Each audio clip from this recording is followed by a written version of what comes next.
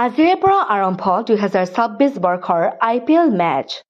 IPL কেৱল এটা cricket tournament নহয়, ই বহু লোকৰ অনুভূতি, উত্তেজনা আৰু সপোনৰ মিলনস্থল।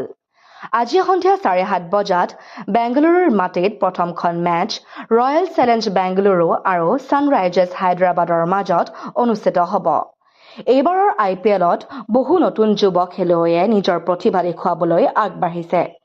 অসম, উত্তৰ-পূবৰ বা ভাৰতৰ বিভিন্ন ঠাইৰ পৰা অহা যুৱ খেলুৱৈসকলৰ বাবে এয়া এখন সপোনৰ মঞ্চ। বিশেষ নেতৃত্বই টুৰ্ণামেণ্টখনক অধিক ৰোমাঞ্চকৰ কৰি তুলিব আৰু ক্ৰিকেটপ্ৰেমীসকলে সেই বিশেষ মেচবোৰ উপভোগ কৰিবলৈ অধীৰ অপেক্ষাৰে বাট চাই আছে।